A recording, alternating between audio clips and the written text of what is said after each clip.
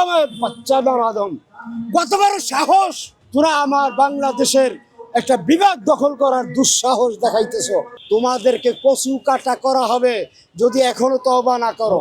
বাংলাদেশের হিন্দু সমাজ মুসলমানদের কাছে জামাই আদরে আছে, আমি নিজে সাক্ষী। 5 তারিখের পরে তোমাদের মন্দিরে হামলা হতে পারে এ কথা শুনে আজাদ মাঝের মন্দির আমি নিজে পাহারা দিয়েছি। ঘন্টাকে ঘন্টা সেখানে চেয়ার নিয়ে বসে আছিলাম। এই কারণে যে তোমরা আমাদের দেশ দখল করবা। এই নারাদমের বাচ্চা নারাদম, কতবার সাহস তোরা আমার বাংলাদেশের একটা বিভাগ দখল করার দুঃসাহস দেখাইতেছো। তোমাদেরকে ছাড়া হবে না বলে দিলাম। এখনো সময় আছে, মেহেরবানি করে রাজপথে এসো না। সাংবাদিকরা গতকালকে বরিশালে ধরেছে, একটা কথার জবাব দিতে পারো নাই।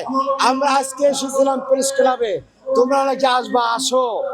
একটাকে এখান থেকে জিতে দেওয়া হবে না, সবগুলোকে ইনশাআল্লাহ ছিন্ন ভিন্ন করে দেওয়া হবে।